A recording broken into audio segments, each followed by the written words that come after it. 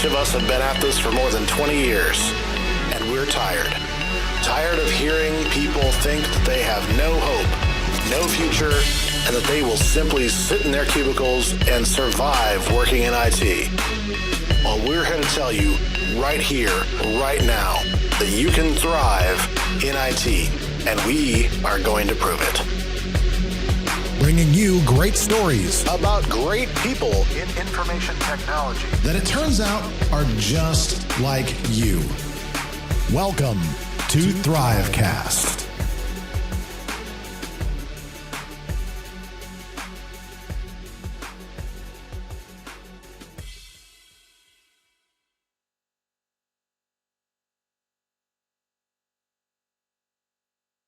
All right, everyone. Welcome to yet another THRIVEcast. My name is DJ Eshelman. Great to be with you here today. And hey, we got Jeff Pitch right here. Right Sorry, there. I wasn't ready for you. Oh, I don't know why. It's like you should be at this point. Like, you he's don't gonna usually call bring me. me in this He's quick. gonna call me. Yeah, keeping it tight. Keeping it tight. Running a tight ship tonight. Oh boy, That's right. We're getting right to it. Yeah, we've got a great episode for you tonight. Lots of good, encouraging words from our friend Alain. Sorry, I almost said Alan. I almost did it. I almost didn't. It's Alain. Assaf. I hope I got that right. We finally. No, I'm kidding. Listen, this is my opportunity to tell everybody watching to pronounce my name. Right.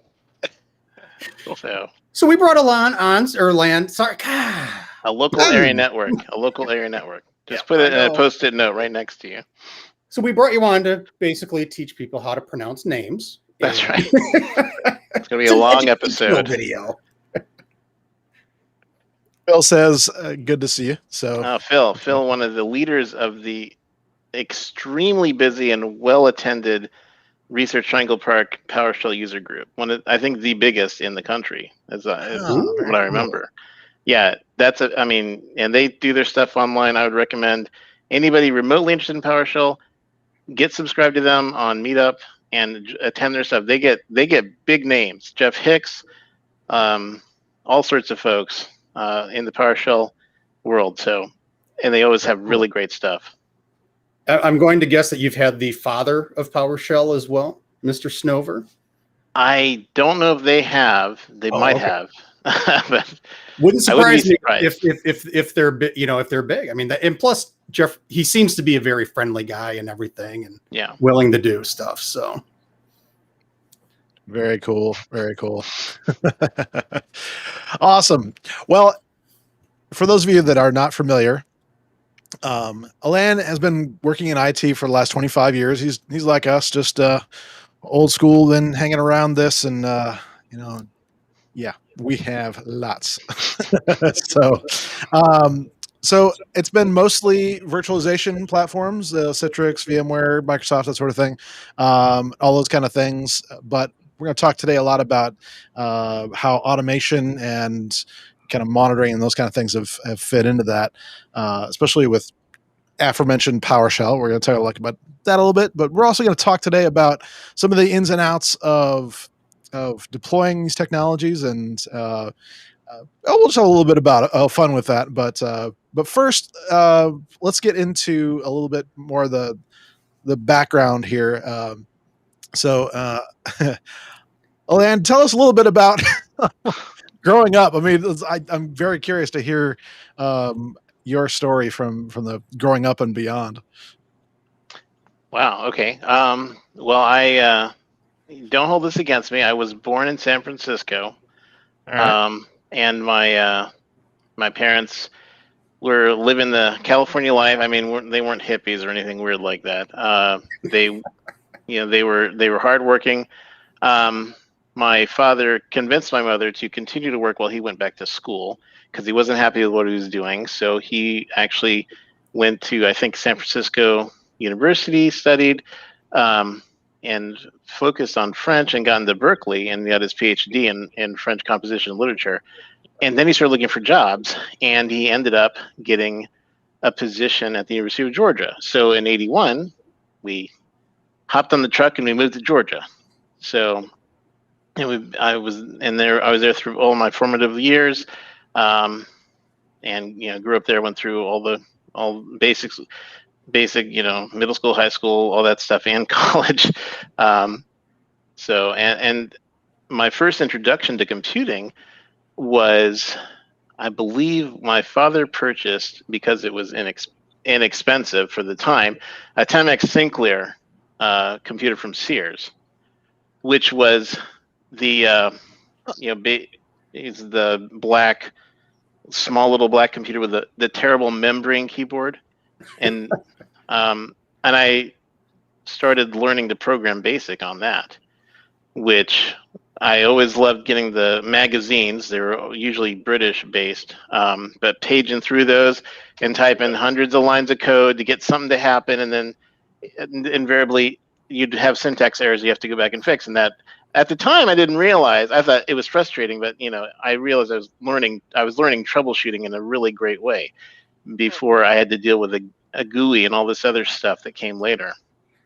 So that got me going on computers, and this is the time when we were saving stuff to audio cassette, those good times, and before modems and BBSs and all that good stuff. So, but we did do that. I had a friend who ran a 2-line BBS and played games on that, and just progressed until 84, when my dad bought the original Macintosh, the first all-in-one Macintosh, which of course he primarily used it for his work, but I used it here and there to play games and eventually do school stuff with it. So that was mostly it until I finally decided I was going to go into computer science at the University of Georgia, which I'm sure people are saying, wait, what about Georgia Tech? And I'm like, well, I managed to get a scholarship to UGA, as I wasn't going to walk away from that. So, Right. So all that hard work paid off. So then I went into computer science, and I realized I have an app. I had a later model Apple, and I was like, this is not going to cut it. So I managed to get a summer job and saved enough money to buy a Pentium computer, a Pentium 90, which had the messed up floating point unit, so I had to get that returned, of course. And then I ran Linux on it, I didn't remember what build of Linux it was. It was old. Or not at the time, it wasn't old, but it was early. So I could program, GNU and upload it to the computer science servers at UGA and do all that good stuff. So, and the computer science program rounded out the rest of what I did. And then at the same time at UGA, I was working in the computer lab. So I was doing basically support for students, graduate students, professors, anybody who came in to use the lab. And that, of course, that helped me learn customer service skills, learn how to communicate with people who came from different backgrounds. Some had strong accents, and just understand what they need and how to help them get what they needed to get done. Dealing with people freaking out over, I had this one diskette and I've used it for 5 years. Why is it breaking now? And it's like, okay, we'll scan it. We'll try to help you out. Or we set up an antivirus scan station, all that good stuff. So, anything and everything we could do. And then, of course, at night, we'd get everybody out of the lab, and then we'd boot Doom and play Doom against each other. So, good time. You have to test the network. You have to test the network. I know, and this. Yeah. When Doom first came out, it was better than Wolfenstein, but it's crazy. Anyway. It is funny how we all have these stories of the computer labs. Is like, what do we do? Oh yeah, sir. We worked on our homework. Yeah, no. We played Doom. All right. We played everything was working, everybody's happy. We played Doom after we closed. But so I got through my computer science degree, and then I for some reason I wasn't looking for a pure coding job, because of all the experience I had doing tech support and later not just at computer labs but also working for the Department of Education at UGA doing tech support. I built up my skill set, learning how to configure networking, set up computers, anything and everything related to getting the Department of Education computers set up and networked. And I had that vast knowledge. That's what I started looking for. So I moved to Atlanta and started working doing that. And eventually, a couple of jobs later, I was in my wife and I had moved to Memphis so she could continue her education. And there was two NT40 Terminal Server Edition computers in the room, in the data center, the really cold small room. It's like a room with an air conditioner. It's a data center. Yeah. And now it's a cloud with a token ring network, which was awesome. That was one of my first networks, real networks. Yeah. And it works, but when it doesn't work, oh man, no one's having a good day.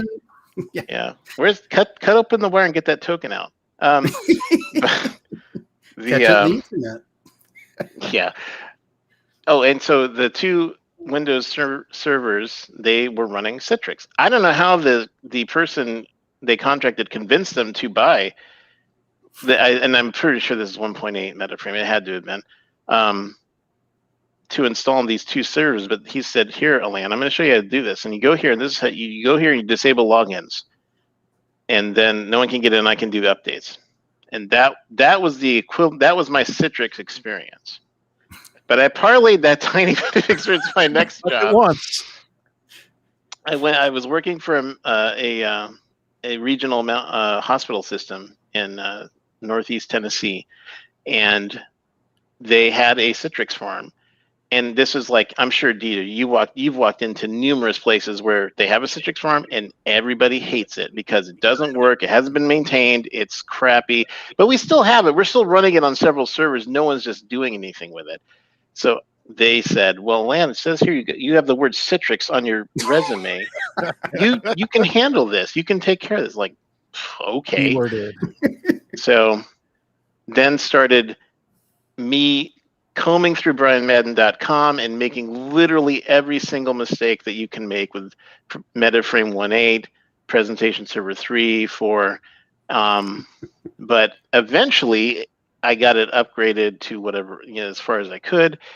And people then, of course, like magic, people started coming up to me and say, "Hey, Alain, you got that Citrix. Can we run this on this? Can we run this software?" I'm like, "Sure, let's try it." And it just grew a little bit at a time. And then this is a time when hospital systems were converting to electronic medical records. So they went with a big vendor, and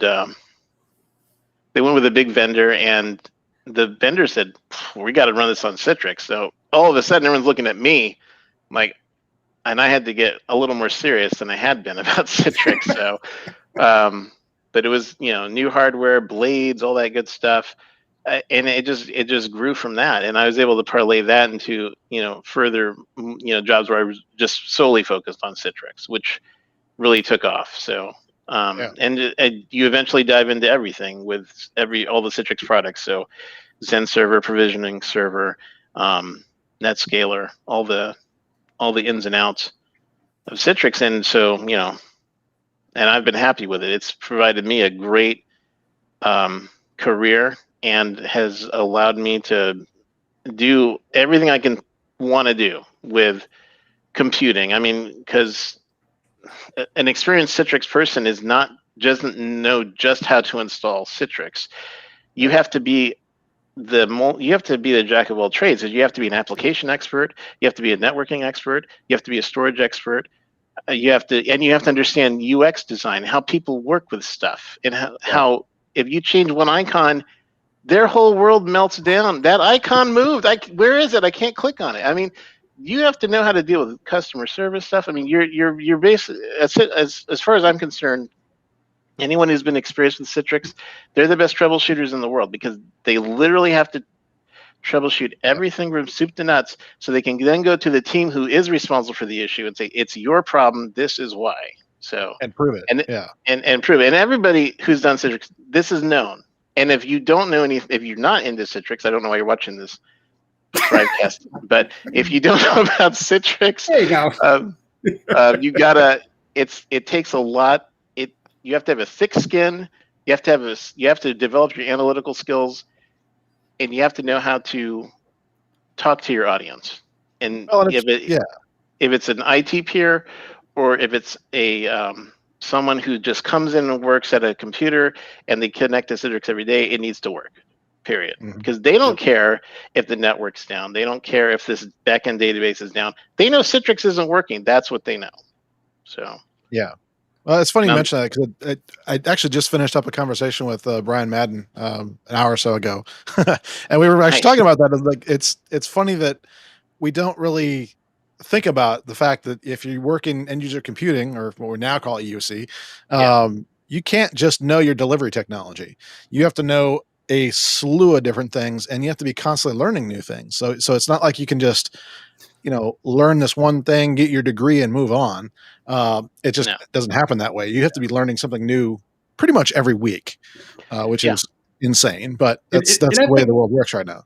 Yeah, and I think that's a big misconception, because if you say, oh yeah, I work with Citrix or VMware View or whatever, or I'm an EUC, there's a misconception. Oh, well, then you're the Citrix guy, so you know Citrix. Well, yeah, but I got to know all the stuff around it, which is pretty much everything else. Am I an expert in all of it? No, but you know what? I've got a broad range of experience that most people in IT will never have. No. Right.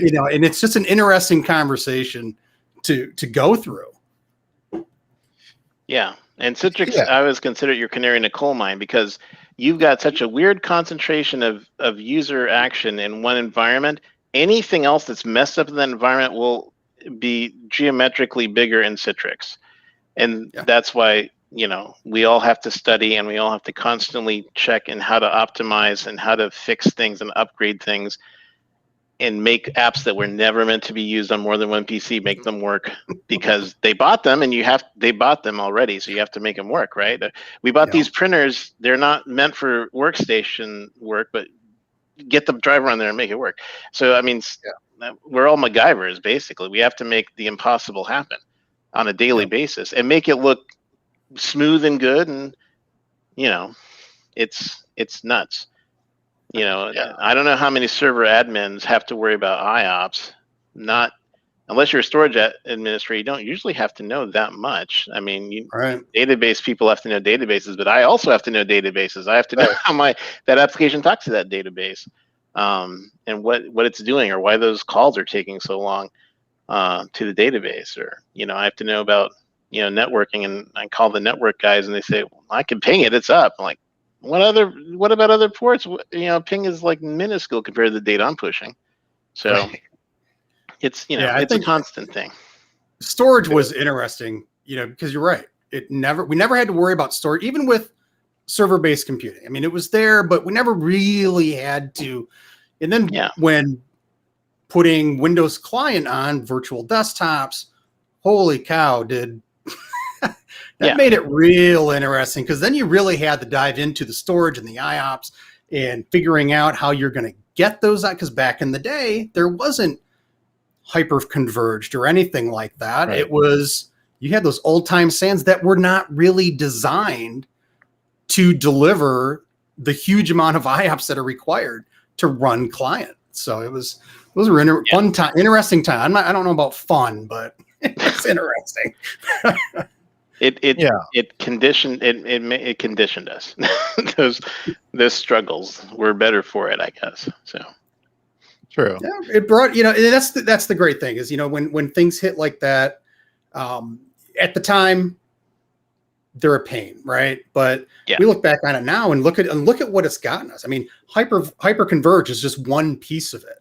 Now we really never have to worry about IOPS on-prem at least, but cloud, cloud's a slightly different story right now. But it's those things. It's always something happens, and when you look back, you say, that really was a definitive moment. People just assume that putting Windows client on a virtual server would be okay as is. Right. Because we'd all done Windows Server. The defaults will be fine. Yeah, they'll be fine. You know, Yeah, and then You have plenty of people running Chrome. What could go wrong? I mean, so I need to hot add about 20 terabytes of memory now. Thank you. I know. I mean, I remember the good old days when you actually had to program the SCSI dip switches to get them to all work. But now it's like storage, like, oh, it's all flash and it'll work great and super fast, and it does. I mean, it's great. It's magic. It's almost magic. And that's the thing, you know. If who knows where we'd be right now if that virtualization pieces, like putting Windows on there, would we still be running mainly the old mechanical hard drives? Because you know, people didn't, if it's not required and enterprises aren't buying gobs and gobs of flash or SSD and all that stuff, then who knows? So interesting times. Sorry, that's me being old and true. reminiscing. Sometimes our challenges have other impacts, like there's other things that are met because of those needs. That's certainly true. Yeah. So, well, let's talk a little bit about PowerShell. This is obviously, I mean, we haven't talked about PowerShell since we had Adam Bertram on episode 17. So we should probably talk about some PowerShell. I'm sorry, what's PowerShell again? Is that something? It's a shell. That's my dad joke right there. Right. Well, I mean, that's something I fell into because I was working on a team at a government agency, and one of the people was doing PowerShell, and I didn't know what that was. I was still doing VBS scripts and stuff, or batch files, and pick scripts. Yeah, and he was just doing stuff, and I'm like, wait, what is this? How I'm thinking, but what? And I'm not thinking this literally in my head, but I'm like, I don't know how to support this. If he's writing stuff that I have to support, I need to know how that works. Well, if he gets hit by a bus, what are we going to do if these scripts don't work? So that forced me to start diving into it and seeing what it's all about. And it's an ongoing process. I mean, it's as you can get as deep as you want into PowerShell. And thankfully, it's getting great support by lots of different vendors, and Microsoft. The Microsoft of today lets you run it on Linux, which back in the day that would be unheard of. The times change, so I mean, I've been like I said, I've been dabbling it the way I approach it is I try to think like I'm doing XYZ action. And I do it pretty often. I'm thinking, well, I need to try to script this because I'm tired of doing it manually. And that's how I approach it. And the way I usually go at it is I go from outside in, whereas a lot of people, I think, don't think that way. So I'm thinking I'm going to get my script and I'm going to put the comment-based help first and figure out my parameters before I even write anything. It's a weird way, a kludgy way to do it, and it probably takes me longer to develop that way. But that's the way I think of it. I like to think outside and then work in and then finally figure out how it's going to all come together.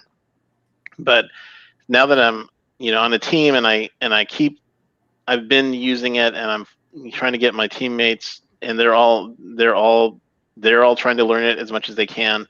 So it's an opportunity to mentor and leverage my experience with them to let them help them out when they run into a trouble. Or the next thing I'd love to do is collaboratively work on something more complex for our team. That's the one thing, because I kind of develop my own stuff and I upload it to a file share, and we also have a GitLab server where we work that we can put it there. But I want to get to the point where we're all thinking together, like, well, how do we tackle this problem? I can write this little piece, you can write that little piece, and we can kind of come together. And that's kind of the next phase that I want to try to move the team towards, because everybody knows the advantage of using it, and how powerful it can be, and how it can automate a lot of things and gather data really fast, and just do all sorts of great stuff. I mean, I don't know. I don't know how to. There's so many blogs out there about how to do things with PowerShell, and the great thing about the internet is that there's lots of them. The bad thing about the internet is there's lots of them, and it ages. The things age really quickly. In PowerShell, we're on version 7, and every iteration they add new features and old syntax goes away, but you can still search and find syntax based on PowerShell 1 and 2 out there. And it's visited a lot. And Google, God bless them on their algorithm, it'll show you that old stuff and say, this is it. This is the one you want because we said so. So it's hard to parse through all that and try to stay up to date with something that does change. And now that Microsoft is, again, they're approaching development in a new way. They're using GitLab and they're pushing changes and on a quarterly basis or sooner. So trying to keep up with it, it's not easy. And I mean, you really just want to have a handful of sites that you go to, like Adam Bertrand. Adam the Automator is like, that's my go-to place. When I want to figure out anything, I go there first to figure out what to do or how to do it or a better way to do it. But your local user group, if you have one, or if you don't, just connect to the RTP one. They have so many people on that thing and so many helpful people. They can point you in the right direction. Of course, PowerShell.org is a great resource. But I mean, you start small. Just think of something simple. I mean, in terms of Citrix has a great support on all their products. And one thing I was working on today is I was polishing up a decommission script that would go through and power off a server or get the users off, power it off, take it out of delivery groups, and then delete it off the Zen server, and then take it off the Zen provisioning server and go on DHCP and find the entry for it. Just get rid of it, because we have to do all those things when you decommission something. So I'm like, well, one script, let's just do it. And then the other teams have to do their stuff. I don't care, as long as my stuff's done. It's in they got to deal with their stuff. So there's always something to think about, like how to do things faster and more efficient, and to make sure that, the other thing is making sure you add some sort of logging to every action you do, because lots of organizations have to be audited. So you have to think of a way to, write to an event log or write to some sort of log script or something. That's always something that's always an afterthought. And I'm not great at this. I always forget. And I was just saying that out loud made me think I probably should go find a way to audit that. So at the very least, something to spit out what happened, and you can paste it into a support ticket. So if we ever have to search for it, it'll be in there. So it's, I mean, it's your imagination. It's not limited when it comes to PowerShell, as far as I'm concerned. I mean, people are doing PowerShell stuff with PowerShell that, making graphs and Visio and documents and writing. Like Carl is great with his PowerShell things where he writes 100-page reports of your environment and stuff, and it's crazy. And so if you really want to get deep down and advanced, or just blow your mind, talk to Guy Leach. He'll do it. Guy Leach, Carl Webster. I mean, there's a great handful of people that I have followed for years who really are great at what they do, and the fact they provide so much for free to the community is what I love about the EUC community in general, because we all realize at an early point, everybody has it depends. Everyone has a different environment. Everyone has a different situation. Even all the tools are the same. Nothing ever works exactly the same in every environment. And we all know this, and it's frustrating as heck. And thankfully, everyone feels like we can share that with everybody else and not feel like, oh, I'm letting the secrets out. Someone is going to be better than me and take my job or something. I mean, that's not the attitude that the EUC environment has that I've ever found. So, it's very true. I think one of the couple things that one you touched on, and I think another one that you're kind of hinting at is one, the comments in the code. Because again, you were talking about someone hitting the guy who, hit a bus hitting that guy. A bus could hit you. A bus could hit me. A bus could, whoever. You want to make sure that if something were to happen, or you want those scripts to be able to be supported and updated and used. And spaghetti code is never a good job Guaranteed. Yeah, I force myself to always write comments, and what I've done more recently is anytime I create some sort of automated task or report, I always throw at the bottom where that ran from, what server it ran from, what script ran it, and the time, so that years down the line, if I'm not there and someone sees this report come in and it's like, what is this? They can go down the bottom and see exactly where it came from, and they can go trace it back. I mean, yeah, I try to think along those lines. Like, if I, for whatever reason, had to leave my current job, how can I make sure things keep running smoothly? Because as much as, I feel like I'm contributing, I can't assume that I'm always going to be there to make sure everything runs smoothly, and I can't assume that everybody on my team or everybody in IT there has my same level of knowledge. So you have to just kind of force yourself to document everything, on whatever methodology you have within this. I do it within the script. I do it on a document that we upload to our SharePoint. And then send an email blast out, because we all use email as a file cabinet, despite what its original intention was. So you just over document. You can't go wrong with documentation, and have someone check your documentation to make sure it makes sense. Because I may write something that makes total sense to me, give it to somebody else, and say it doesn't work after the first step. I'm like, so yeah, because a lot of times in your head you're doing something automatically that you don't think about, and so which is actually a step that should be documented, and yeah, if someone else goes through and says there's like a disconnect here, can't find where this is. Oh yeah, you got to do this first. So, but the other thing I wanted to say was in regards to PowerShell, because PowerShell really has become kind of especially with Windows and growing well beyond Windows. Yeah. Linux, Azure, it's getting everywhere now. Is that, if you're and I'm bad because I don't know PowerShell like I should know PowerShell. But for those of you that are doing administration or anything like that, you really do want to start learning this, because the GUIs are great. But Microsoft has come out and said, and even other organizations are starting to do, where they're doing the PowerShell first before they put anything in the GUI.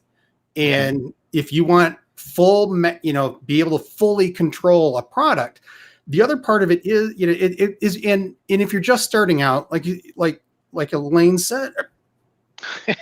Alain said, I need a bell. I can ring a bell every time I hear that. Yeah, exactly. Start small, and it may take you 5 times longer, 10 times longer to create these initial scripts as you're learning than it would just to go do it. But the end result is you're learning, and that extra time it takes to create those pays off down, as you keep doing it and down the road. So, because I hear that a lot. It's, oh God, I don't know how to do it, therefore it's going to take me 10 times as long, and I can just go press the buttons and go do it, and it's like, well, no, if you have to get it done right now, but figure it out, even if it's afterwards, so that the next time this comes about, and it will, you can just boom, there you go.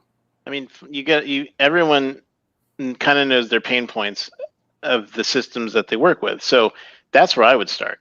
If you have to do a repeated action a couple times a week, figure out how to script it, because that's going to save you time. I mean, I had a morning routine where I check all my servers, power on the ones that were off, make sure they're all registered and all that good stuff. I'm like, that's stupid. I'm going to write a script that does all that for me, so I can just run it and it does all that stuff. I'm like, and I can do other stuff. I can work on some other script that one's running. So it's always do it.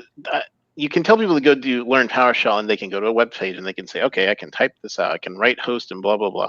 But until you actually force yourself to attack a pain point that you have, it's not gonna sink in. Yep. And I mean, when I look back at my current job, I've been writing scripts there for over 4 years, and in fact, I think I even brought I take my scripts with me, like, in a suitcase to every job I go to, because I always go back and reference something or update something, and I can see the evolution of my scripts even within this job from the scripts I wrote in 2017 versus, or not 20, but 2018 versus now. I mean, I can see the improvements I've made, the tips that I pick up, and just try to just get better and better. But it's and I save everything I write. No matter how minuscule it is, and I always prefer to develop in some ISE, either Visual Studio Code is my preferred, instead of just typing on the command line, something, because I know I'm going to type it on the command line and it's going to run. It's like, that was cool, and tomorrow I'll be like, wait, how did I do that? So unless you're saving your history or something, I always like to just put it as a script that I can go back and reference. Yep, absolutely.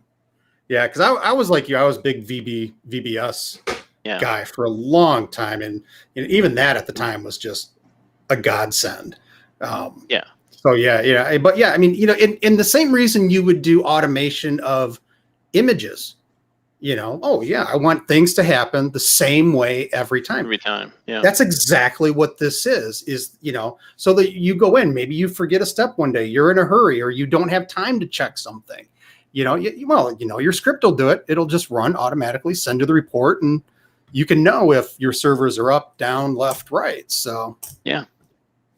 And that's, I mean, that drove me, the automation piece drove me, because again, we all have our team we have a lot of people with good experience, but of course we all do our own thing differently. We all build a server differently, and it became frustrating because, again, when you have to go back and support somebody's work, you don't know what thing they didn't do or what thing they did differently.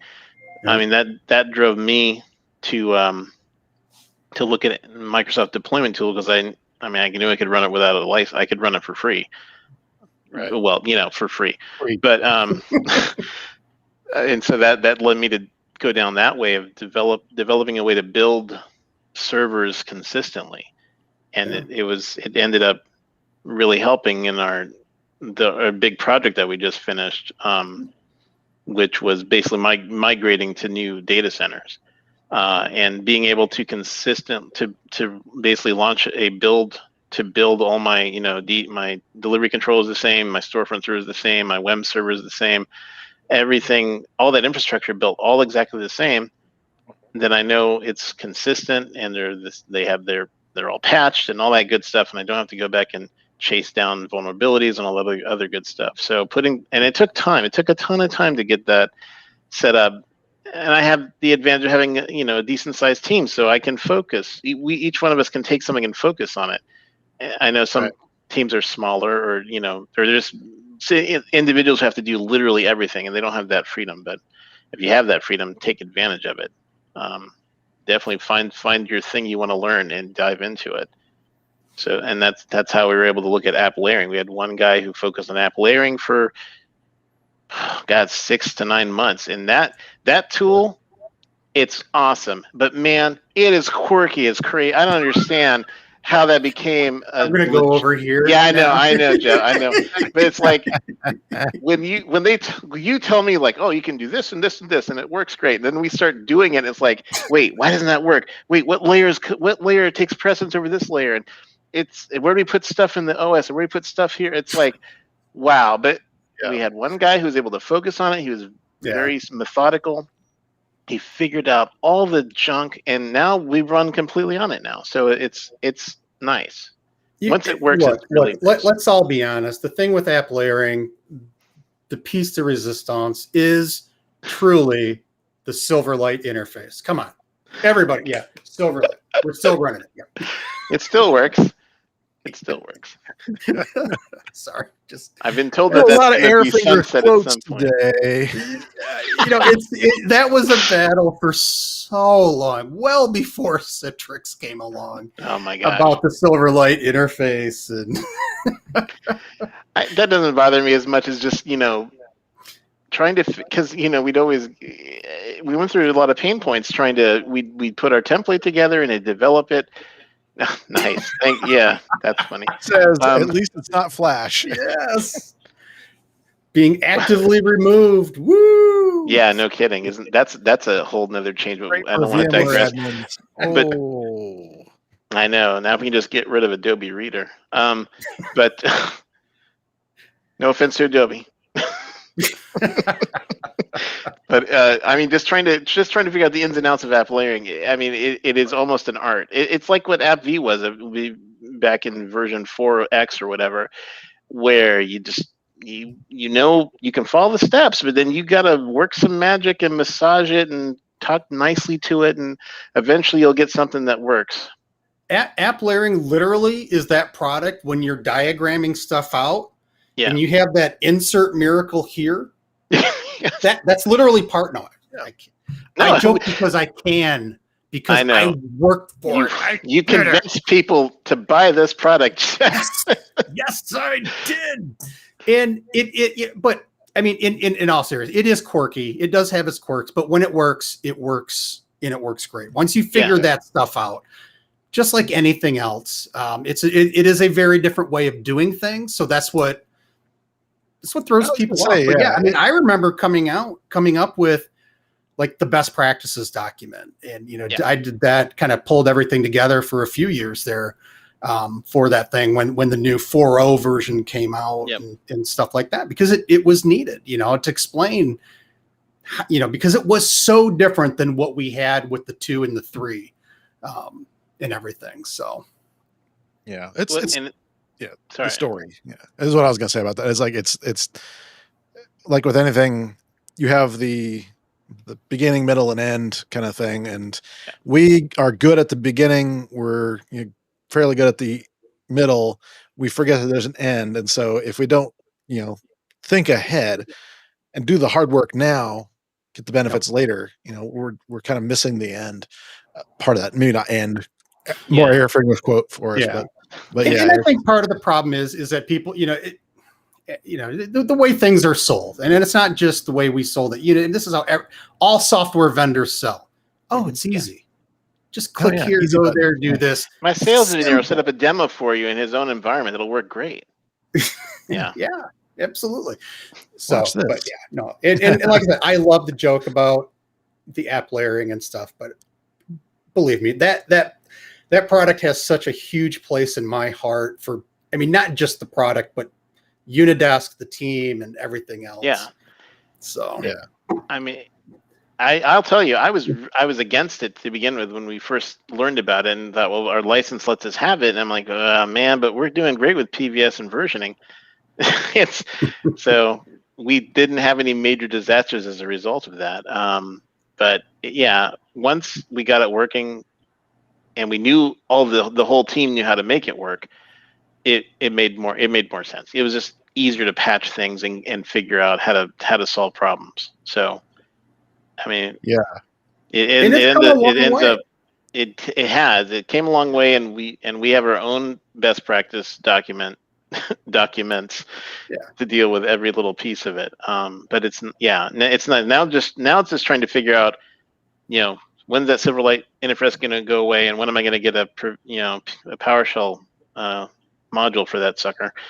But otherwise, it's then learning how to, make sure you have a naming convention and making our team consistently use it, because we still run into problems where we'll have somebody will put something together and they'll not update a piece, and it's just getting the procedure right. And unfortunately, it's all hands on, it's all click click click. There's room for error. So as soon as that becomes more automated, that would be great. But you have no control over that, so. Hopefully Citrix is watching or listening. Not that I did any time before, but I could at least advocate at the time. I remember peppering you with questions at a Synergy a few years ago. It's like, how do you make an app V layer and then put all the app V packages inside the layer? And I was going off the walls, like trying to understand this product and how to leverage it. So I will tell you, that Synergy right after we were bought, I was, for all intents and purposes, the only person at the app layering booth. And I swear to God, from beginning to end, I would have a crowd of people all around me. And I was talking nonstop for however long the show floor would be open every day. It was insane how the interest in what was there. It was exciting. I mean, it was the biggest, one of the biggest acquisitions. Because I remember when Citrix bought NetScaler and they came into the Citrix, they talked to the Citrix team and said, guess what? Now you got to know everything about networking. And we're like, wait, what? That's the network teams to deal with. Mm-hmm. And so it was one of the, but we could understand the advantage of app layering. Like on paper, it makes total sense. And the fact that I can build all these different pieces and squeeze them together like Lego bricks and it works, there's still some magic in that. But so how's your skills with Reich? I'm just kidding. Right. Yeah, that's right. That was an announcement and I've not followed up on it. The cloud collaborative stuff, I'm just not up on. Or whatever Reich's supposed to be. Sorry. I should know because I haven't dived into it. It's we poke fun, but honestly, I don't know if you ever did anything with like integrating PowerShell with Podio. That was actually kind of fun. I heard there was some stuff. And actually, we had when I was working in consulting, we actually had some scripts that would run to kind of set up a project. Any of those repetitive tasks, pretty much anything that you repeat, anything you do more than once, is probably worthwhile to look at scripting because you might do it 3 times, and then that might turn into 17, and then that might turn into 80. No, that's totally true. I found that often. That's why that's why I save everything, because I know I'm going to think of something or go back and look at something, and I'm like, oh yeah, I wrote something like this. I can massage it and make something new out of it. Yeah, it's amazing how often that works. So you started your blog in 2008. It's wagthereal.com. Yes. I guess I should be promoting that more. Yes, Wag the Real. And I guess the name comes from Wag the Dog. Yeah. But I was thinking how virtualization was changing IT and it was wagging the real. I don't know. It made sense at the time. It was funny. Yeah. Still is, I guess. Yeah, so and that's where I was again. I was encouraged by another member of my team who had embraced NetScaler and had written a blog, like 1 or 2 blog posts, and all of a sudden Citrix, like the spotlight of Citrix shone on him, and he became a CTP as a result of that. I'm like, well, I want to do that, so I started writing a blog to share all the ins and outs of stuff, and just. It grew. It mostly highlighting PowerShell. It has a lot of old PowerShell on it, like from before the most recent Citrix commandlets have come out. But I mean, I still get hits on that from various simple things like how to prevent yourself from having duplicate icons in storefront. I'm surprised how often that keeps getting hits. But it happens because everyone makes that mistake. Everyone puts in the configuration storefront and they say, wait, why do I have 2 icons with the same thing? And it's, I don't know. We all make, it's funny how often all of us, no matter what situation, we make the same mistakes, which I guess is why we're all here trying to help. The other thing I find amusing, and this happens all the time, is I've gotten so good at Googling for the solution to a problem. Sometimes I'll pull up a page and get midway through reading it and realizing it's my page. I've done that too. I've done that too. My kids make fun of me for that because one time I was like, "How do I do that?" And I searched and it came up with my page. Like, oh wait, that's right. I figured that out 2 years ago. It's like I write it down so I don't have to remember. Exactly. Can only keep so much stuff in the gray matter there. But, and there's nothing worse than knowing you did something, but you didn't save it, and you have to recreate that wheel. Oh, yeah. Yeah. I've never done that myself because, it's just all, but I've heard people talk about that. Right. That's crazy stuff. So one thing I'll ask, we talked a little bit about kind of where you're working now, and then kind of some of the challenges we kind of touched on, data center migration. Maybe tell us a little bit more about kind of the challenges involved with that, and kind of the things you guys went through, I think you had an interesting story to tell there. So tell us a little bit more about that. Well, I mean, this project started a couple of years ago, and the decision it was mainly we had just grown out of our existing data centers. I think they were originally set up in the 80s, and we didn't have enough room. So they made the investment to build out large, robust, modern data centers. And then it started the whole process working with a vendor to, figure out all the ins and outs. I mean, it's a lot of moving parts to do that migration. And, a lot of companies will swoop in and say, well, you can just put everything in the cloud and it all magically works.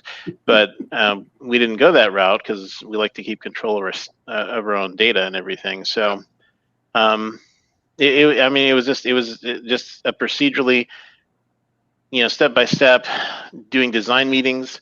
And, obviously we're coming at this from the Citrix perspective of things where we have to project growth out a few years. Right. We have to figure out, what hardware platform do we want to be on, to move to, something that will be that's not too mature, that it's like end of life, but something that will keep getting innovations and updates for a few years. So, we have to pick something. Yeah, go ahead. Curious if we could talk more about that, like walking people through. I don't think we've really talked a lot about like how that happens. I mean, I think people just assume sometimes that just, there's this message from on high, and next thing you know, you have a bunch of servers that are ordered. Right. Maybe walk through a little bit about the people, like how does that actually work in the real world? Well, we think about it in terms, our team obviously started discussions about what we'd like to have, because we're thinking, okay, let's forget about what we're doing now, and let's think about the magical happy place that we want to get to.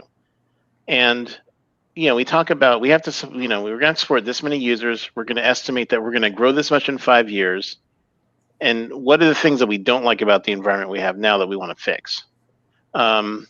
So it is a matter of thinking about, what hardware platform we want to go on, because I mean, there's a lot of big players in enterprise server space, and we have our preferred vendors that we were working with prior, and we want to maintain those relationships. So that's part of it. But also you have to give everything a fair shake. You got to look outside your current vendor list and think, what are those? What's that company doing? Is it doing something remarkably different that we should look at? Should we crunch the numbers and figure out, what we're going to do in terms of spending? Because it's a big spend. I mean, a new data center, buying all the new hardware yourself, it's a lot. So you want to be a good steward of the budget that you're given. You can't just go off the wall and pick, crazy stuff. You have to pick something that's going to be well supported by the vendor. So you got to think in terms of, is it a new vendor? Have they just popped up on the scene? Have they been around for a while? Do you have a good working relationship? You got to also think, in the past when I've called this vendor support, has it gone well? Have they done a turnaround time in 4 hours like they said they would? Because when you're working at an institution that like it's 24/7, and I'll tell you, if someone can't get to their stuff, there's a lot of angry people who call, and it's very visible. So you want to make sure that you have as a robust a system as you can get. So that means you have good vendor relationships, good vendor support, and then after that, you figure out what sort of hardware do we want to run on? Do we want to go on individual servers? Do you want to run on blades? Do you want to run, what's your storage backend going to be? And then all these different pieces start coming together, and we're working with other teams because, a lot of our stuff is siloed in terms of our expertise area. So, we're like the Citrix guys, but we have to go talk to the storage team about what they're thinking they're going to do. We have to talk to the network team about what they're thinking they're going to do, and it all has to start coming together. We tell them, these are the problems that we're having now, and this is where we want to get to in terms of, how fast can we pull stuff off that storage, or what storage are you looking at? Is it going to be flash based? And how big are the back end pipes going to be for this sucker? Because we're going to have, when you're dealing with blades, you're dealing with a lot of consolidation of networking, and you got to make sure the pipes are big enough to have all that data go back and forth on the back plane and out to the network and back down. And so that you're getting in the nitty gritty of numbers. And then in our case, I basically looked at what our utilization that we had now, looking at login times for the user, looking at IOPS that they're producing, and just trying to figure out, and then assuming, okay, so if we are growing at this rate right now, and this is prior to COVID hitting, we didn't know that was going to kind of throw a monkey wrench in the growth numbers. Right. But so, you plan out like 5 years. So 5 years, based on the growth that we have since I've been tracking it, they're going to assume a steady growth rate, and then you just project out. So we're going to have to support this many users at once, concurrently. And I went back and did middle school statistics. I wrote a few blog posts about it on the CUGC site. If you really are bored, you can go look at those. It's how to be, oh shoot, I already forgot what the series was called. How to be a data expert or something. I have to look it up. That's bad. Yeah. Should have had that written down. But it's on the CUGC site. Just look for me under at the CUGC, my CUGC.org site for Citrix, and I've got a series on there, how to be a metrics master, I think is what it was, where I show you how I collect data and crunch it, so you can get a better understanding of what your system's doing, and how to pull out some key performance indicators, so you can go tell your boss, hey, we made this change last month, and now things are X% better. Or you can say, well, we made that change, and now they're 10% worse, and at least otherwise you wouldn't know. You just have some vague, the user's saying things are slower. But if you can track it to this date when we made this change, that helps a lot. And I think it's if you have the time to do it, it really helps. And it helped me plan for this new environment in terms of, how much hardware we needed to support the number of users that we thought we were going to have.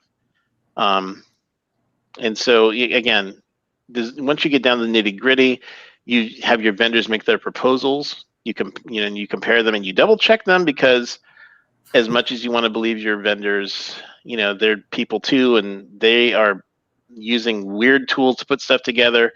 So you got to go back through it and double check everything. Make sure the parts that they talked about are the right parts. Make sure that you're getting the right, getting the right. Is it 8 gigabits in the backplane? Is it 16 gigabits in the backplane? Make sure all that stuff's good. You can't leave anything, when you're talking about this bigger project, you can't leave anything to chance. You can't expect someone else to do it for you. So take ownership of your as much as you can in terms of, asking the vendor for details, double checking everything, and make sure the thing that they're going to order, make sure they're ordering the right number. I mean, we had to go back and forth a couple of times to make sure they're getting all the right stuff in. And then once it's all built and put together, again, you're working with other teams to get your network lit up, make sure the storage is presented, and then it's a matter of building everything out. And everything was built out ahead of time. We had the advantage of due to the nature of Citrix, the way we were going to approach it, we basically built everything in place prior to the migration. So we had all our servers up, we had everything working, we had been testing it. And so when we finally did the migration over the weekend, everything went great. It was like, oh man, that's great, everything worked. Then Monday, when actual user load was logging in, we started having issues. Everything was slowing down, and this is a time when you have good relationships with your fellow team members, because it's not just a you problem, it's a bigger than you problem, and you have to involve other teams, and you have to get your vendor on the line. And again, if you can afford it, get the highest level of support you can, because when when stuff like this is happening, you're losing money, and it pays for itself to have that level of attention and that level of severity or priority from the vendor. Take advantage of it is the other thing I find. Is people fighting with problems for hours and hours when they have a 15-minute response time. Come on. Well, and when you have a project this big, you're spending all this money. Yeah, spend a little bit more. The money. Yeah. And that's been a problem I had in the past, where I would sit and search on the internet and try to figure it out myself, and I'm thinking, wait, 4 hours have gone by and I could have already called and probably had it solved. That's something that you just learn over time, because earlier in my career I didn't have the advantage of really good support, and so I relied on myself, and I'm the expert, I should know everything, right? But at some point you have to kind of take your ego down a notch and realize, okay, what's more important? The business needs to run. That's the most important thing. You're there to support the business. The business isn't there to make you feel good that I'm happy and smart. So so once again, we got the vendor on the line.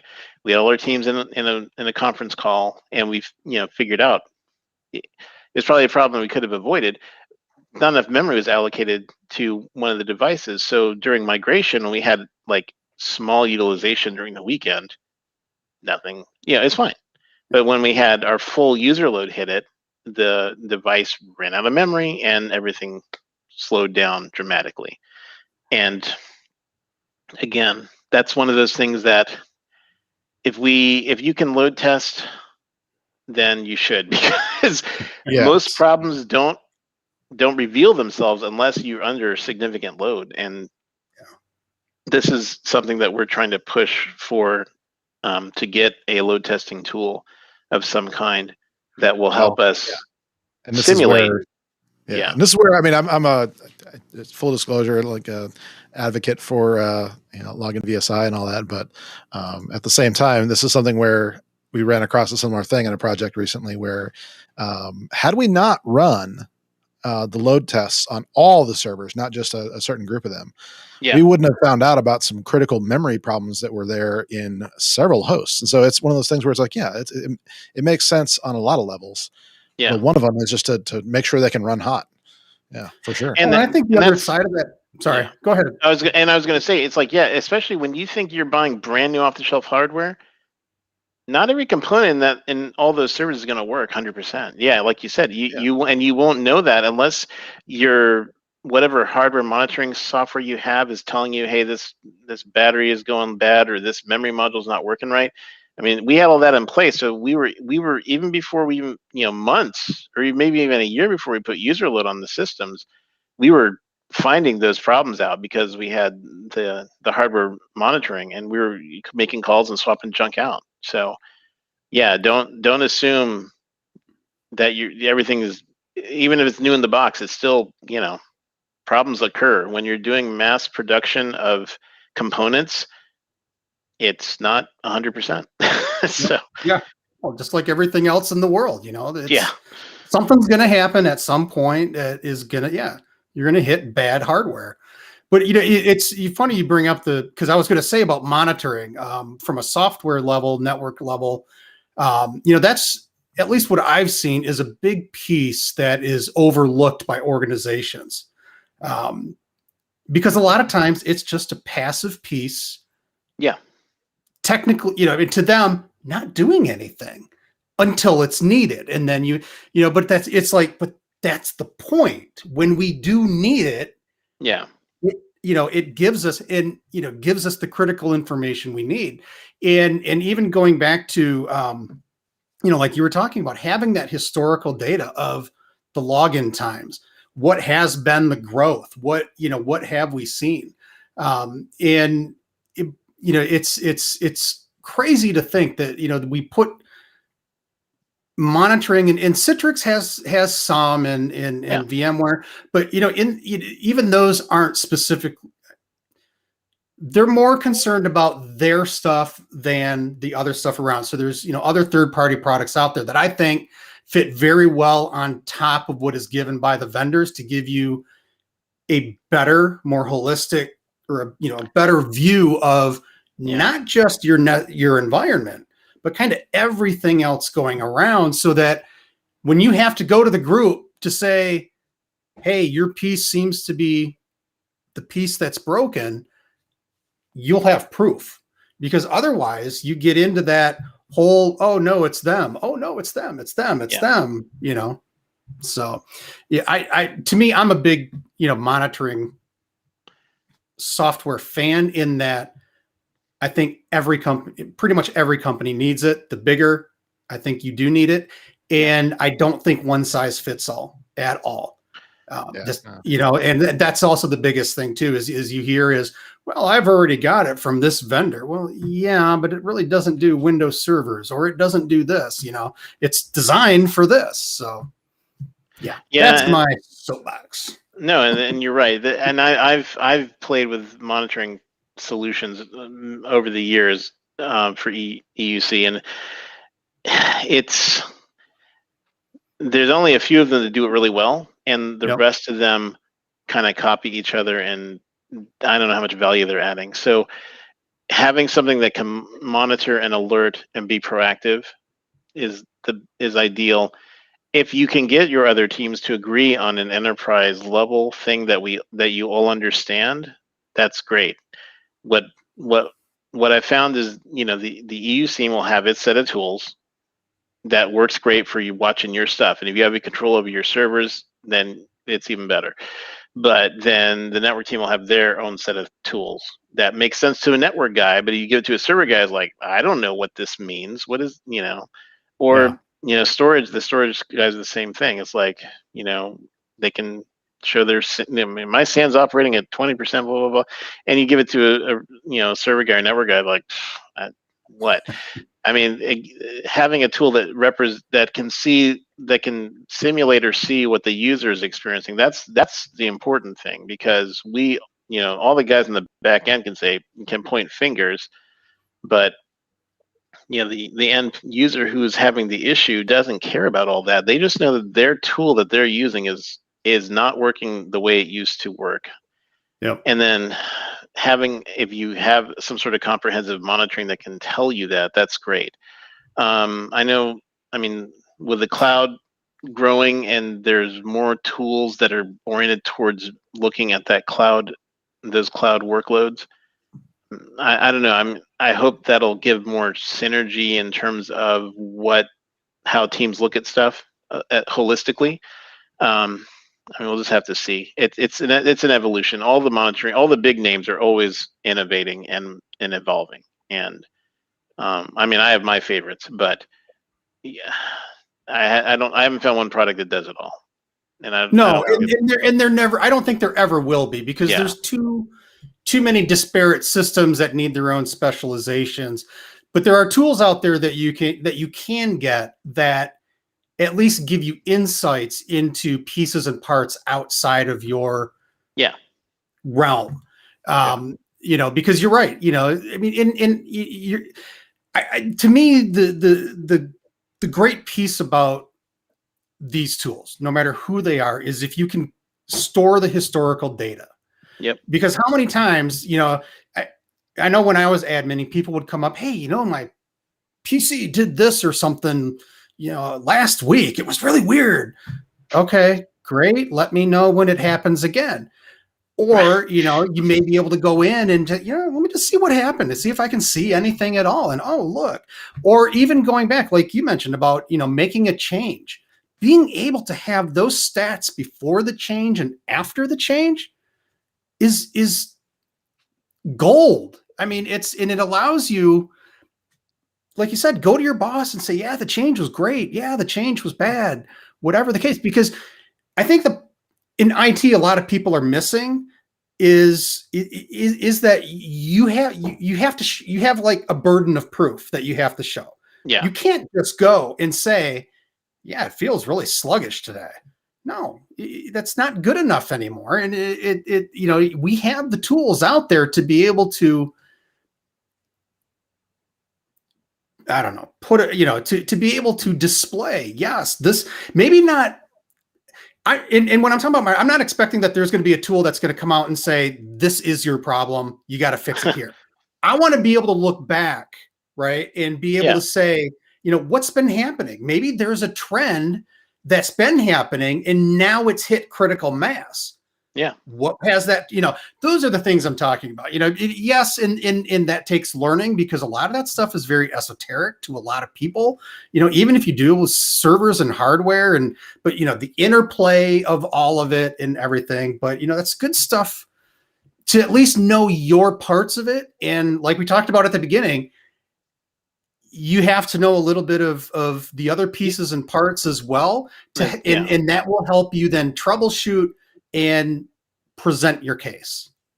And finding a way to interact with the other groups in your environment is gold, because Citrix has been around forever, but almost everybody that isn't involved with Citrix just thinks it's a black box.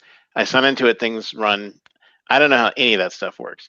So, taking the time to sit with your support staff and helping them understand how it works and how to troubleshoot simple things, it will pay for itself in the levels of less frustration, because you won't get as many escalations. And you'll also be training again, it's like mentoring. It's training somebody, giving them a bigger viewpoint of what they're dealing with. Because again, when someone's taking like 20 calls a day, they don't have time to deal into the nitty gritty of your magical system that you're running. They need to know, like, if this user calls about XYZ, this is how I fix XYZ. And that's what they want to know. And at the same time, they can maybe understand your system a little better. The same thing with working, with other groups who interact with, like, the AV team, telling the AV team how your stuff works, or telling the vulnerability team, well, you tell me I have this vulnerability hundreds of times, and I'll say, that's because this one server image is duplicated hundreds of times. So it's all the same vulnerability, and we can fix it with one update. You just have to wait until we can patch it. So it's always a give and take, and just having the, that's fostered a lot by, your administration and people running the show. And sometimes it's not, and sometimes you just you got to push through that, and you got to just reach out to your peers and say, hey, I want to sit down, have a quick sit down with you and explain what I do. You explain what you do, and everything will work better. Well, ideally, everything will work better. At least you'll have a better understanding and of what you all deal with, because your database team, they are usually the back end for everything, and they deal with tons of different stuff, and they have different flavors of database and different systems that are all quirky, and they got to present that data all the time. But they don't maybe necessarily know how their data gets queried from the app that's running on your Citrix server and goes out to the user. So having those conversations it can only be a positive, has been my experience. Yeah, developing those relationships amongst the teams is invaluable, because a lot of times you do see that it's still antagonistic. Oh, I got to go to the network team. I got to go to the store. No, you can't look at it that way. So take some time, even if it's not discussing tech. Just get to go know somebody, so that when the time does come, you're on good terms with them already, and you can kind of just sit down and hash things out, or whatever the case may be. It's that and that, like you said, when users are down or users are complaining, that relationship is critical. It is, and you really, again, well, you need to spend time with your peers, but you got to work with your support staff. As far as I'm concerned, support staff is always the face of your whole IT department. They're the only people most likely who are dealing with the end user. So they need to understand what's happening. Otherwise, either through, inadvertent or on purpose miscommunication, the user is going to get a certain impression. So it's good to have, weekly or biweekly visits and training with that support staff, giving them any document that you think could help them figure stuff out. So that, again, they're doing things consistently and following the same procedure, and that they understand how your system works. And that's always a struggle, because any support staff, any decent sized organization, they're run ragged. I mean, they're answering calls all the time. I did it. It's stressful, and people who can do that, they should be applauded and paid a hell of a lot more than they're paid. But they need all the support they can get from the people in the back end, the second and third level support people, because they have to deal with the angry user. They have to tell the user, you don't want them to say, I don't know what's happening, because that's the most frustrating thing. The end user doesn't want to hear that, and your executives don't want to hear, I don't know. That's like the worst thing you can say to anybody. So you want to collect that data and have it available, or understand what's going on to tell somebody an answer. So no matter what level they're at. Exactly. Yeah, exactly. Because you're right. Support staff, that's who the end users typically talk to, and just like the storage team or anyone else, you want to have a good relationship with them as well. And the better you train them, the less you'll get tickets from them. I mean, that's what that's a lot of, if you just want to look at, hey, what's in it for me? You get less hassle from the support desk, because they have a better idea of what to do. And these people are smart people. They're not doing it because they're stupid, but because they're left a lot of times untrained, or there's no interaction with the teams above them. They get bitter and all that good stuff. So I mean, it's you got to keep that relationship going, keep them trained up, and everybody reaps the benefits at that point. It does, and it also eventually, depending on how things go, you're training your eventual replacements, depending on how much information they get, and if they want to move up in the ranks. I mean, it's a great pool to work on. Instead of, if your company encourages inside hiring, then you really should spend the time to help the people at the lower levels of support get better at what they do. I mean, some people love it and want to do it. Some people are like, I'm doing this until I can get some other position. So if you want to give them an avenue, why not? I mean, retaining people is typically better than going out and finding a new person, I've found. But and having to retrain, train them for your environment, where the guy coming up or the gal coming up, they've already got a head start. Yeah, it's true. Well, guys, why don't we take a quick little break, get a drink of water, and we'll hear the rest of the story about the migration. I'll be back in about a minute and a half. Okay. Hey, everybody. Now, why is DJ in his garage? Well, I'm going to tell you. So I wrote Just Do This last year, and it's been great. I've been really appreciative of all of you that have supported me throughout this process. But I'll be honest with you, I actually thought more of these would sell here in the US, and so I actually printed up a bunch of them, anticipating that the cost of book printing would go up. And you know what? I was right. Book printing costs did go up. So I did a big order of them. There's just one problem. I'm here in my garage, and these books haven't all sold yet, so I've still got a bunch left. So what I'm doing is I'm having a little bit of a clearance incentive sale. There's basically 3 different options for you. One, if you want to purchase Just Do This for your team, or have your manager purchase it for your team, or you want to purchase it for other people in bulk, we have some discounts that are coming online that will be running throughout the month of June. These are incredible discounts of more than 50%. They start at 50%, go up from there. So if you're buying in bulk, this is definitely the time. Second one is, if you are already someone who has bought Just Do This, I have some things that are special for you, some ways that you can buy for your friends and things like that at a severe discount as well, 50% or more.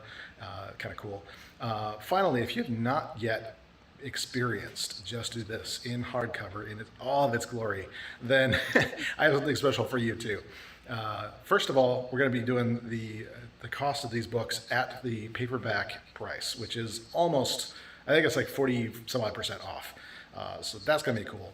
But we also have some things where you can bundle in some additional things as well that you won't be able to in the near future. So look for that link somewhere.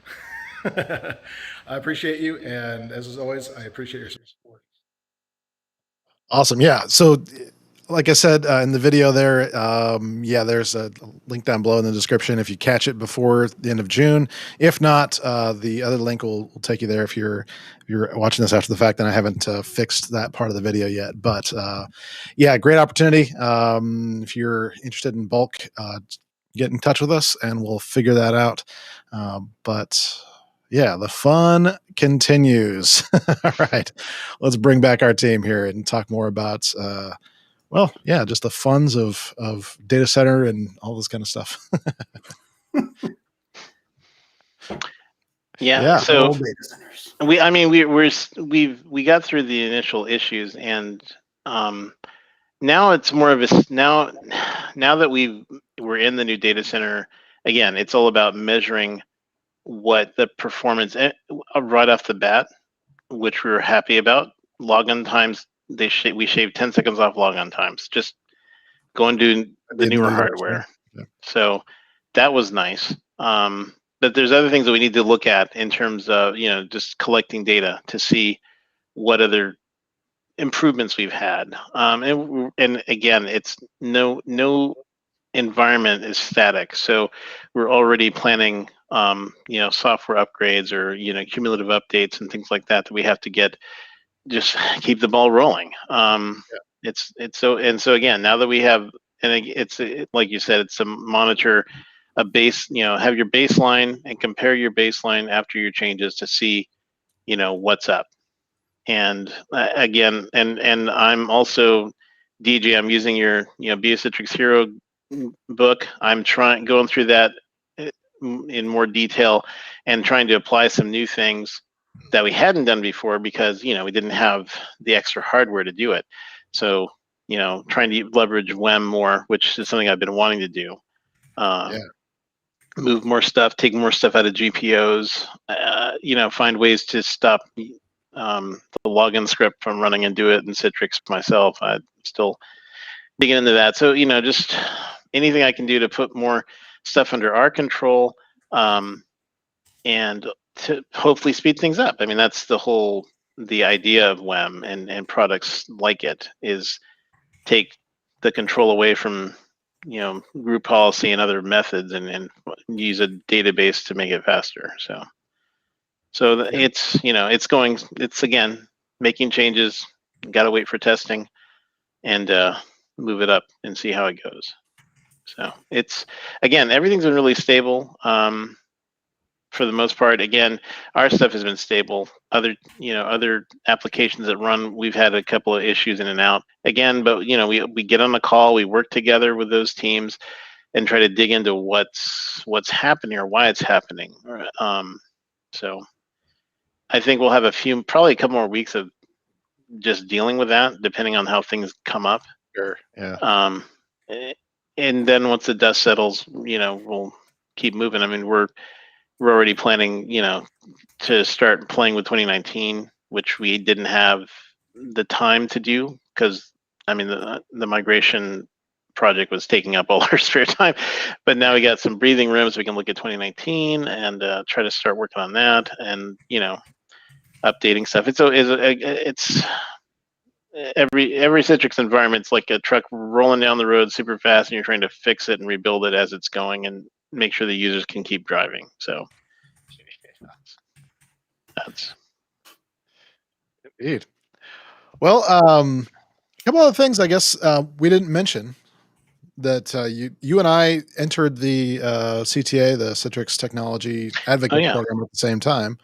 And I've obviously stepped away because it was consuming too much of my time and everything, and wanted to give some other people a chance to be in that. But maybe talk a little bit about why you decided to go for that and what that's been for you as far as not career wise, but just as a what it feels like to contribute to the community in that way.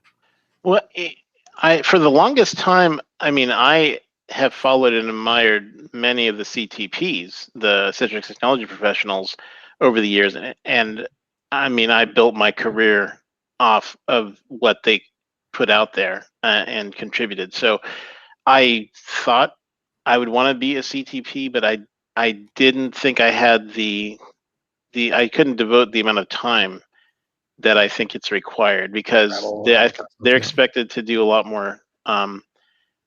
But when the CTA program was introduced, I thought maybe I could do this, because I mean, I already blog, and I was a local leader of my Citrix user group. So I thought maybe it'd be an opportunity just to get more involved and do more for the community at large. And it's been a great program. And it's been very diverse. I really appreciate them trying to find CTAs in other countries or other regions of the world that aren't necessarily represented in the CTP program. So it's not just the Netherlands then? Yeah. Right, not just right. I wasn't going to say Northern Europe, but okay. But those are all good guys and gals. But they need I love the CTPs, but they're just at a different level that I think a lot of us, or where I consider myself, I'm in the trenches dealing with Citrix on a day-to-day basis. I don't get to try like the brand newest thing that's just all shiny and good. I'm in the mud trying to make stuff work. And I felt like the CTPs, they didn't really represent that person who was interacting with Citrix. So I felt the CTA program was a little more representative of the people who deal with it day in and day out, who are, really Citrix engineers, Citrix admins, Citrix architects, who are in just dealing with it on a day-to-day basis. And the CTA program also has people who work for Citrix in it. So that's also been interesting to have that as well. So it's a really good group. And I hope it continues to grow and find other people who can be in the CTA program out there. So I have nothing but good things to say about it. And if you feel like you can contribute, I mean, really, you're contributing to maybe a monthly call.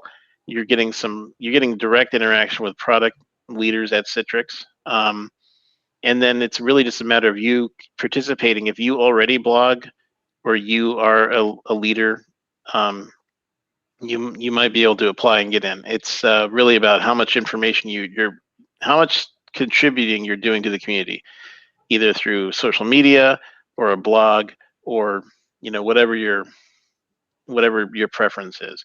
So I would encourage you to look at it, follow the people who are CTAs, and there's a lot of good information out there being produced on a daily basis. So I can't say enough good things about it. Awesome. Well, and you also are the co-leader of the group there in Raleigh, Durham, which is cool. Yeah. I'm a co-leader with Patrick Fish, who I work with, and we have it. Hopefully, maybe at the end of the year, we'll be face to face. We've been just doing virtual meets, which may be more convenient for people at this point to hop on a couple hours during the afternoon instead of driving someplace to meet. But so it's not the same. It's not the same, because it's harder to have those conversations, those side conversations. But it might be one of those things that may be a good option for, maybe typically have hybrid, those people that maybe can't make it in for the meeting because of whatever, they can dial in. Yeah. Can't believe I said dial in, but dial in and at least be there, be able to watch the sessions, things like that. And but you still have the in-person, because I think we all agree in-person is just great in so many ways and better. So but when you're virtual, it allows you to have a bigger pool of people, like DJ. Yep. You talked at one of our virtual meetings, and we appreciate that. So man, this light seems really bright. What the heck's going on? If I hit this button, it's going to look weird. No. Oh gosh. No, it's too moody. All right, I'll just go back to right. Sorry. Lighting. Yeah. So, but and we had Jerian on our last meeting. That was really great. So I frankly, I'd love to do at one point I'm just going to keep talking up the RTP PowerShell user group. They were doing both. They were doing virtual and physical, I think every month, which is nuts. But they have that much participation that they can do that. Yeah, right. So, and I don't know if we get to that point, since we have a budget to keep in mind, and I have to talk to Patrick about if we can get equipment to allow people to be virtual, to dial in and get into a meeting virtually if they can't make it physically. So, yeah. Or it might be, maybe the virtual thing is better for the XLs, because then you have bigger budgets, more people, and then you can, get them in. Maybe the locals, you're right, because they are typically smaller and so there's my suggestion right there. XLs, CUG-C. We're planning a Southeast XL for later this year. So that'll be pretty big. It's going to cover, I don't remember all the states, but we're there. We're definitely there. So Phil says, let's talk. Nice. Man, Phil is keeping the chat room hopping. Very cool stuff. Very cool. Well, yeah, it's awesome to have you on, and I think we'll do. I didn't discuss this with Jeff yet, but we're gonna do it anyway. I think it's time for some lightning round questions for our guests. I think we need some like Star Wars or Star Trek. If you'd asked me many years ago, I would have said Star Wars, but I'm all Star Trek now. So, all right. Despite its problems, I'm still all Star Trek. So. Yeah. Continuity nightmares on either side. Yeah, gotcha. So favorite band, favorite music? Oh gosh. How about genre of music? I'm trying to think if I was on a desert island, because I listened to lots of different stuff. I'd probably, I don't know. I'd probably Led Zeppelin. I don't know. I'm just gonna cop out and say Led Zeppelin. So hey, that's not a bad choice. Yeah, I mean, great choice. I got all their stuff and I listen to it all the time, but I don't know. There's a lot of different bands that I listen to. Yeah. All right, and if you had to choose just one of your teenagers to no, I'm kidding. Come on now. Offer them up to the Hunger Games. Parents can't make that choice. Hunger Games. No, but I mean, what do you do to unwind? What kind of things do you do at home with the family and that sort of thing?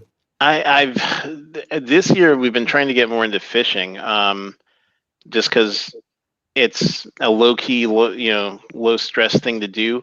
And growing up, I realized, I went fishing with my dad, but we came from California where we'd actually fished off, piers in the ocean. And then we came to Georgia and fished in, around dams and things. But it was we weren't like bass fishermen, or we weren't catfish fishermen or anything. It was just kind of like, let's just go and throw stuff in the water and see what happens. And we don't. I'm trying to learn more about bass fishing, honestly. So that's YouTube's a great resource for all that information. There's tons of people who have recorded stuff. Yeah, I hear the echo too. Is that I don't know what's going on. I just took myself off mute because I wanted to make sure it was not me. At least I don't think it is. It happens. But it's entirely possible I've got something else picking up all of a sudden. But make sure I don't have two microphones going here somehow. I think it's probably fine. I grew up fishing as well, and I don't do it nearly as much as I'd love to. Just one of those things. I'm not on a lake anymore. I'd have to go find, and granted it's Michigan, there's a lake around every corner, but you can't get to all of them, all that good stuff. Yeah. No, it's something we're just doing as a family, and then my wife and I always like to travel around to historic sites, and I love strange small museums. Those things that are in some back of someone's house and they've collected some weird thing, or it's just an unusual. It's just a weird collection that someone, had collected and gave up to some university to watch over or something. I mean, the stranger the better, as far as I'm concerned. So I like finding those. And North Carolina has quite a few, great big museums, but also some kind of fun, quirky ones scattered around the state. So That's awesome. Love those What little sort of movies? What sort of movies? oh gosh. Well, I'm sorry. I don't want to apologize for it. I do like the Marvel movies, and I don't care what that says about me. But I love the Marvel movies. I prefer them over a lot of other stuff that's coming out. I mean, I still enjoy the Mission Impossible movies or the James Bond movies. Just I do like pure action, of course, and then a good martial arts movie.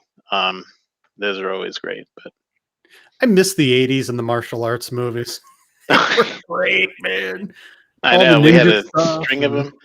Yeah. Yeah, that's true. That was But big now for a you've got long so much. time. You've got so much elaborate stuff coming out of Asia with all the. I mean, the production values of the Asian movies over time has just gone up, up, up, and up. It's. Yeah. I'm Yeah. amazed at some of the computer stuff they're doing now. So that's cool. Yeah, I love a lot of those. What is it? The Chinese, like the wushu movies or Yeah. whatever, like Crouching Tiger and all those types of. I love those things. And if you're not watching them with subtitles, you're watching them wrong. That's all I gotta say. Well, I don't know about that, but I think they can be enjoyed. I've put my stake in the ground out there. Wow. My wife watches a lot of anime in the background while she's working on her leather projects and whatnot, and so that would just drive her crazy, I think. So yeah. Well, yeah, something like that. It's different. But if you're going to sit know. and watch, for me, is it's Original intent kind of thing. yeah. The words don't come across the same way. I'm with you. You know, No, it's funny when you have the subtitles and English at the same time, and then there's a real difference between certain things because they'll say something out loud, but then I'll see they'll have like a subtitle that has a ton of curse words, and I'll look at my kids like, "What the heck are you watching?" So, but, Snyder Cut. Did you watch first of all? I did sit through the whole Snyder Cut, and my opinion did not change from the first time I watched it. I like Zack Snyder. I mean, I like 300. I like, the Watchmen movie, even though I know there are comic book purists who think it was trash, but whatever. But I don't understand the DCU. I just don't understand what they're doing. I see those characters completely different than the way Zack Snyder sees them. And I guess most of the people they have doing those movies, I don't know. Yeah. I mean, I think the background on the Zack movies are Warner Brothers taking feedback from the internet and forcing him to make change. It's like, no, you can't do that. So it's forced a lot of and I think they just interfere way too much. Warner Brothers does, as opposed to Disney and Marvel.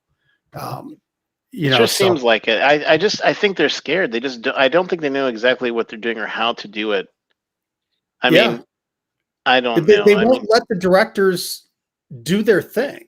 I mean, obviously there has to be some oversight, and there are things that have to be, but not to the extent that they have been doing. And every director, especially with the DC movies, whether it's Patty Jenkins, Snyder, whoever, they've all come back and said, there's just a lot of interference and a lot of second guessing. And I just don't know how they now looking back at the Nolan, I just watched the Nolan Batman movies again. And I'm like,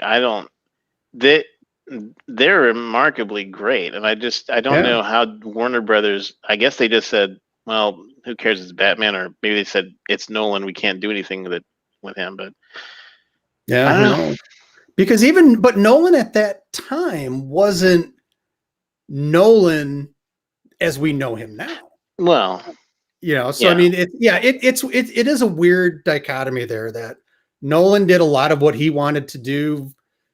Snyder, he did, and yet he didn't. Well, I But- mean, Nolan put he, even though it was his vision. I mean, I still felt the Batman I was watching was the Batman that I was familiar with through the comics, and the tone wasn't different. I mean, Snyder obviously had a much different view of superheroes and how they act and interact with the world, and that's fine. I understand. You want to be able to tell that story of how do you take a godlike being and expect them to do the right thing all the time, and everything's hunky-dory, but it's he wants to do a more serious movie, and maybe it's hard to do a serious movie with superheroes because they're so outlandish. Or then you're going to you're going to the total opposite, and it becomes like a terror horrible thing because they're people are. I mean, have you watched the Invincible cartoon show? Yes, that was great. Man, I mean, that's kind of like what that's what I'm thinking is like it takes that sort of adult viewpoint, like, well, these people are all powerful, they can do whatever the heck they really want. Yeah. So. Well, and I think so I'm not a purist because to me, like, I look at any superhero, right? Whether it's Superman, Batman, Captain America, we all have ideas of them in our head. Yeah. And they're never all right and they're never all incorrect because Superman has changed throughout the years. Oh, yeah. I mean, he never used to be able to fly. And you hear these purists are like, or they say they're purists and they are sitting there going, talking about, oh, well, he would never do this. Like the whole battle over Metropolis with Zod, oh, he would never do the battle. I said, like, have you read the comics at all? Yeah. Metropolis is devastated constantly. It just blew my mind. Like, read the comics first before you make comments. That's stupid. I know. But then it's hard to follow that. It's hard to follow that action because it's a frenetic. Compare that scene and compare it to something like Pacific Rim, the first one, where you've got giant mecha and creatures fighting each other. It's crazy, but it's easy to follow. There's a story being told, whereas when you're watching Superman and Zod go at it, it's just you can't follow it. I mean, if you watch the original Christopher Reeve, and now I'm dating myself, Superman 2 with the Zod, and I mean, there's a story being told, even though it's not as crazy with CGI junk going on all the time, but there's a story being told, and that's what it's hard. That's what you got to remember. That's what you want them to do. Well, that's what I want to see. I want to see a story told through fighting, which is again like the Wushu movies. Those fights are stories. They're ballets. They're stories. There's a point and a counterpoint. They're telling a story with their fight, and that's what I think we've lost with the Transformer movies when they do their crazy fights. Like Michael Bay, just like, no. Any of the Michael Bay with his explosions. The explosions don't tell a tale. Come on, you have to do them right. But like Die Hard or something. But explosions from Michael Bay. I want to see My Little Pony from Michael Bay. That could be interesting. But he's gonna have one pony that's gonna have some stereotypical accent that's just gonna be problematic. So gotta have the controversy. Yeah.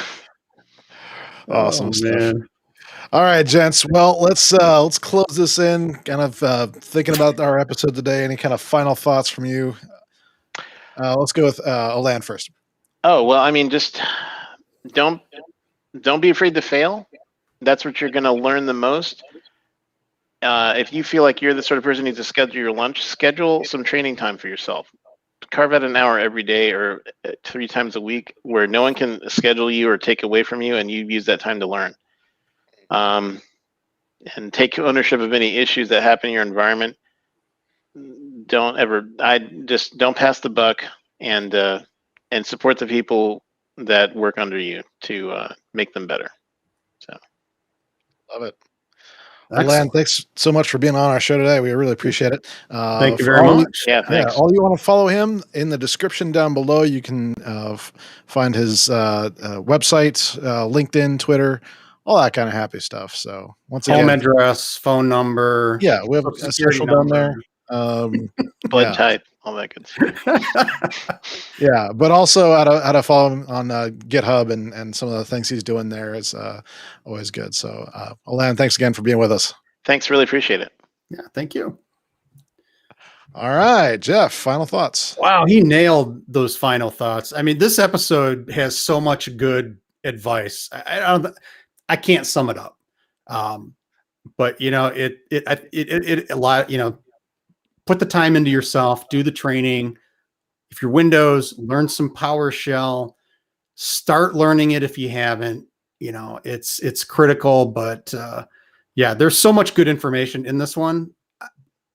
I don't want to keep repeating myself like I'm doing. So it's, yeah, watch the episode. It's good. It's good. Yes. and by the way, yeah, I'll just say, yeah. Thanks, Jeff. If you want to catch this episode as a replay, or if you want to share it with a friend, you can do that really easily. We have a short link that you can do that. All you have to do is go to thrive-it.com/TC051. That's THRIVEcast 051, because this is 51st episode. So you can do that very easily. Share this with your friends. And honestly, the more people we can get to subscribe to our channel, the more we'll be able to bring more of these kind of great episodes to you and some other great content we're working on. So I encourage you, if you haven't already, go ahead and subscribe to our YouTube channel. Again, if you don't have a quick way to do that, I do. It's just go to thrive-it.com/subme. thrive-it.com/subme to get subscribed to our YouTube channel. It really helps us out. Really appreciate it. So once again, thanks for being with us, and we will see you next week. We have Baz Van Kam. This is going to be a great discussion. So thanks once again for being with us, and we'll see you next week. Thank you for joining us for another edition of THRIVEcast. We truly hope you've enjoyed the experience and have learned a lot from it.